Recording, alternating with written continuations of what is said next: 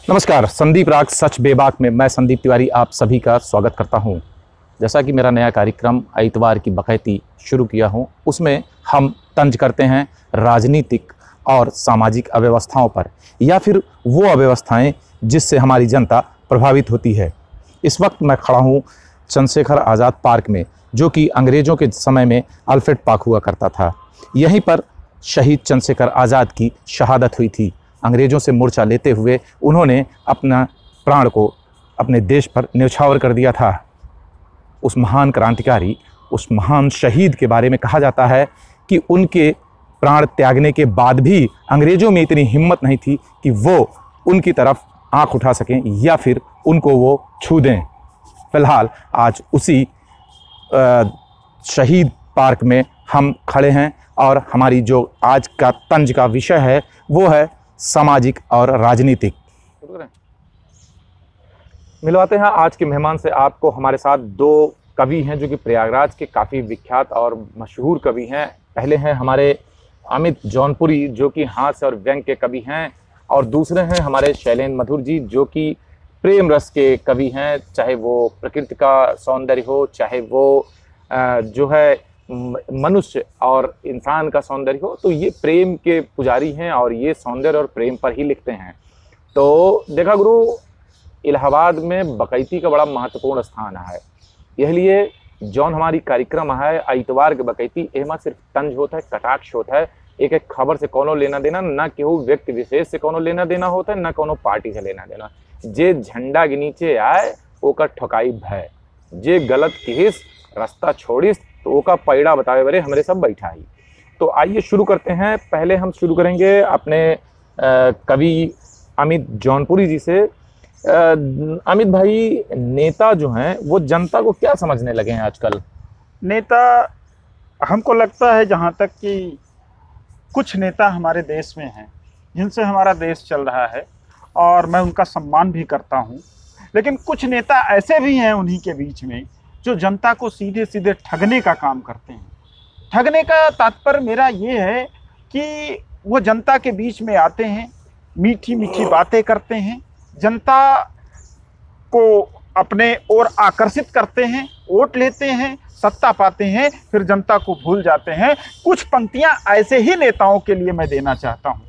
हमने कहा कि बड़ी पार्टी को रुपया दे नेताजी पा गए टिकट, बड़ी पार्टी को रुपया दे नेताजी पा गए टिकट, वोट मगर जनता से इनको मिलना लगता बड़ा विकट। फिर भी जनता से नेताजी वोट मांगते खड़े खड़े, फिर भी जनता से नेताजी वोट मांगते खड़े खड़े, हर कोई से हाथ जोड़कर वादे करते बड़े बड़े, हर कोई से हाथ जोड़कर वादे करते बड़े बड़े। वोट मांगने मेरे घर भी नेताजी खुद आए थे, वोट मांगने मेरे घर भी नेताजी खुद आए थे। अरे हमें चुनावी पर्चा देकर वोट हमारा पाए थे, हमें चुनावी पर्चा देकर वोट हमारा पाए थे। जीत गए चुनाव नेताजी अब की भारी वोटों से, जीत गए चुनाव नेताजी अब की भारी वोटों से। अरे अब इनकी खाली तिजोरियां भर जाएंगी नोटों से, अब इनकी खाली तिजोरियां भर जाएंगी नोटों से। पाते ही सत्ता की कुर्सी नेताजी हमको भूले, पाते ही सत्ता की कुर्सी नेताजी हमको भूले। अरे सुख सुविधा सरकारी पाकर पिचके हुए गाल फूले, सुख सुविधा सरकारी पाकर पिचके हुए गाल फूले। बंगला गाड़ी नौकर चाकर सरकारी मिल गए उन्हें, अरे ठीक तरह से पढ़ना लिखना आता अब भी नहीं जिन्हें। अरे चाह रहे जिनको नेताजी काम फटाफट हो उनका, जनता के सामने दिखे जो असली रूप न हो इनका। आज दिख रहे भोले भाले नेताजी काले काले, मगर इन्होंने इससे पहले कई एक डांके डाले। भ्रष्टाचार दूर करने का भाषण देते नेताजी, भ्रष्टाचार दूर करने का भाषण देते नेताजी। अरे किंतु स्वयं ही लुकते छिपते रुपया लेते नेताजी। अरे चुने गए नेताजी ने तो सचमुच बड़ा कमाल किया, नहीं फटीचर रहे आज जो रुपया अरबों कमा लिया।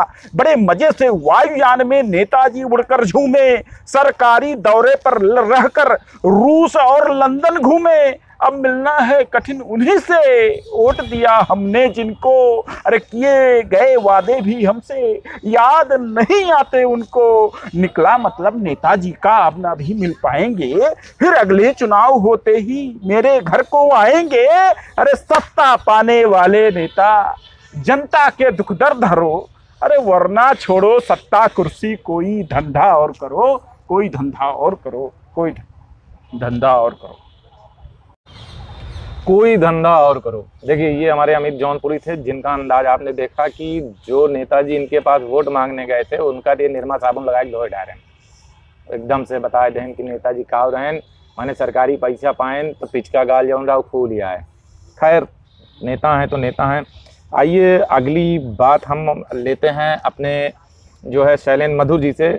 क्या व्यवस्था देश और प्रदेश की चल रही है शैलेंद्र जी आपकी नज़र में, कुछ अपने अंदाज में, कुछ कविता के अंदाज में? देखिए सबसे पहले बात बताएं कि व्यवस्थाओं को अगर देखा जाए तो कोई भी शासन हमें अंतर नहीं समझ में आया। तब मैंने एक दोहा लिखा था और वो दोहा आपके बीच प्रस्तुत कर रहा हूँ कि नामुमकिन मुमकिन हुआ, होता नहीं यकीन, नामुमकिन मुमकिन हुआ, होता नहीं यकीन। यहाँ मदारी नाचते सांप बजाते बीन, यहाँ मदारी नाचते सांप बजाते बीन। ये स्थिति आज के वर्तमान परिवेश पे हमें दिख रही है और इसी परिवेश को मुझे लगता है कि सुधारने की आवश्यकता है आगे। और इस क्रम को अगर हम और आगे बढ़ाते हैं तो जो स्थितियां आज बन रही हैं उनमें कहीं न कहीं अपने आप को जनता ठगी महसूस कर रही है।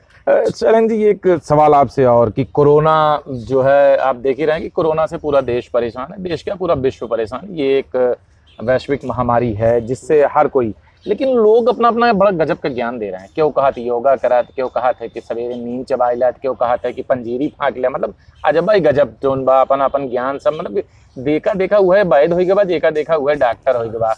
तो यह पर का कहे चाहते हैं कुछ? बहुत सही आपने प्रश्न किया है संदीप भाई। योग के रहे निरोग करें योग, तमाम तरह के नारे हमने भी सुना। मेरा एक दोहा सुनिए कि खाली पेटों को लगे 100 से ज़्यादा रोग, खाली पेटों को लगे 100 से ज़्यादा रोग, और कितनों से लड़ पाएगा रामदेव का योग, कितनों से लड़ पाएगा रामदेव का योग, कितनों से लड़ पाएगा। तो ये व्यवस्था है महाराज। और भूखा भजन न होए गोपाला, ले तू अपन कंठी माला, हमारे यहाँ पुरानी कहावत कही गई है। आदमी भूख से मर रहा है और हम भजन की उदाहरण दें तो नहीं हो सकता है। यह व्यवस्था सुधारने की आवश्यकता है संदीप भाई। तो ये कोरोना काल में एक वर्ग और पीड़ित हुआ है, तो उस पीड़ा को कहीं ना कहीं रचनाकार महसूस किया है, तब लिखा है। देखिए अमित भाई एक चीज़ आपसे जानना चाहेंगे। हाँ। अब वही कुछ दिन पहले की स्थिति है, अभी बिजली व्यवस्था की बड़ी गजब की व्यवस्था हुई थी कि हाँ। लोग काट दिए 2 दिन 3 तक के, किसी किसी घर में पानी नहीं आया। मतलब ये स्थिति ये हो गई कि लोग स्नान नहीं कर पाए, मंजन करे बड़े 2 किलोमीटर गए तो पानी लेके आए। सही। तो कटिया वाला जुगाड़ जो बिजली विभाग का जो जुगाड़ है भैया, कटिया का जो जुगाड़ है, इसी से बिजली विभाग पूरी तरह से तबाह है। और कि जय हो लाइन मैन की, जय हो लाइन मैन की, कटिया जिंदाबाद। हीटर कूलर फ्रिज सब मीटर से आजाद, हीटर कूलर फ्रिज सब मीटर से आजाद। और एक व्यक्ति के हॉस्पिटल पे कहा था कि जो है कि नर्सिंग होमों की दशा, नर्सिंग होमों की दशा, देख दिया दिल रोए, देख दिया दिल रोए, अरे लाश तभी मिल पाएगी जब बिल चुकता होए, जब बिल चुकता होए। ये तो हुआ तंज बिजली पे कि अगर मतलब लाइनमैन की मेहरबानी है तो कटिया लगाओ, मीटर की कोई चिंता न करो, कोई टेंशन नहीं है, ना बिल आए ना दिल घबराए। और तो ये थे अमित जौनपुरी जी जिन्होंने बताया। और सबसे मजेदार बात अस्पतालों के लाइन है कि मतलब रुपया दिया तो डेड बॉडी लिया। 20 कार्यक्रम ऐसा यहाँ देखने को मिला था, आए दिन रोज कोनो न कोनो कहानी। अब अगला जो व्यंग है वो हमारे शैलेंद्र जी की तरफ से आएगा। शैलेंद्र भैया, 2 सवाल आपसे। हाँ, एक तो भैया चुनावी मौसम, और जब चुनावी मौसम आता है तो गजब गजब के लोग उतरा आते हैं। जैसे अपने यहाँ कहा थे ना कि बरसतवा में मेढकवे फुद के लागत है ढेर। बिल्कुल बिल्कुल सही। बिहार के चुनाव बा, तो 4 लाइन बिहार चुनाव हाँ, पे। बिल्कुल बिल्कुल। और सबसे बड़ी दिक्कत ये है कि आप कलाकार हैं, आप कलाकारों के दर्द को महसूस कर सकते हैं, आप उनको समझ सकते हैं। क्या इस समय पीड़ा और किस परेशानी से कलाकार गुजर रहे हैं? कोरोना काल के बाद भी अभी बहुत सी ऐसी व्यवस्थाएं कि ना तो उनको कोई कार्यक्रम मिल रहा है, ना ही उनको कहीं ऐसा अवसर मिल रहा है कि वो अपनी कला का प्रदर्शन करें, या अपनी कला से जो भी, खास करके उनके लिए जो इससे आमदनी का जरिया है जिनके लिए ये। तो क्या कहना चाहेंगे बिहार चुनाव पे? 4 लाइन उगरे बाद व्यथा कलाकारों की। ये चुनाव बिहार का आ गया है और उस पर सीधा सीधा एक प्रश्न उठाती हुई 4 पंक्तियाँ। एक नेताजी, जैसे अभी अजमत जी ने कहा कि गाल फूले, तमाम तरह की बातें आते हैं, तो एक प्रश्न खड़ा करता है कि 5 वर्षों पे गाँव आया है। क्या बात है बाबा। 5 वर्षों पे गाँव आया है, कार भर कर बुलाओ लाया है, और उनकी बातें हुई जलेबी सी, उनकी बातें हुई जलेबी सी, लग रहा है चुनाव आया है, लग रहा है चुनाव आया। बातें हुई जलेबी से, लग रहा है चुनाव आया है। क्या बात है बिहार। कलाकारों की पीड़ा, मैं भी साहित्यकार हूँ, रचनाकार हूँ, सब लोग यहाँ बैठे हुए हैं। पूरी दुनिया कराह रही है, भारत भी उससे अछूता नहीं रहा, लेकिन कहीं न कहीं योजनाएं सफल और विफल दोनों होती हैं। और मैं कहता हूँ कि असफलता सफलता की कुंजी है, लेकिन वो असफलता भी ऐसी दिखे तब मैं कहा। कई लोग योजनाएं आई, पैसा आया और खा गए, कहीं कलाकार तक पहुंचा भी नहीं।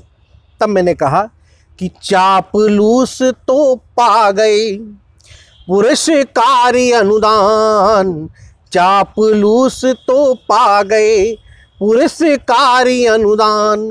ओ मैं सच बोला तो वही काटी गई ज़बान, मैं सच बोला तो वही काटी गई ज़बान, मैं सच बोला तो वही।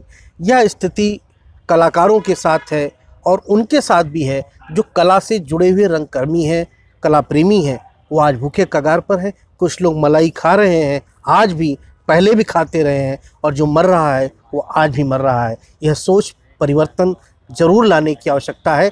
आपके इस एतवार की बकैती से मैं जनता को ये संदेश देना चाहता हूँ कि जागो जागो, अभी भी जागो, नहीं जगे तो हिंदुस्तान का सपना अधूरा रह जाएगा, कलाकार मर जाएगा और कविता मर जाएगी। यह पीड़ा एक रचनाकार आपको दे रहा है।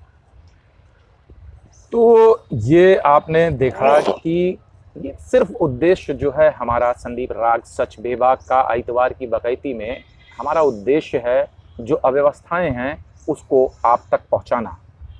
अंदाज कटाक्ष वाला, अंदाज तंज वाला, अंदाज गुरु है बकैती वाला। अब इलाहाबादी है ही तो कुछ न कुछ एक थी अलग व्यवस्था हो भाई करे, तो बकैतीन सही। तो आप लोग इसको देखिए और उस पीड़ा को महसूस करिए जो अपने तंज और कटाक्ष में अमित जौनपुरी जी और शैलेंद्र मधुर जी की तरफ से कही गई है। आप इसी तरीके से हर इतवार हमारे साथ जुड़िए। हमारे चैनल संदीप राग को आप फॉलो करिए, लाइक करिए।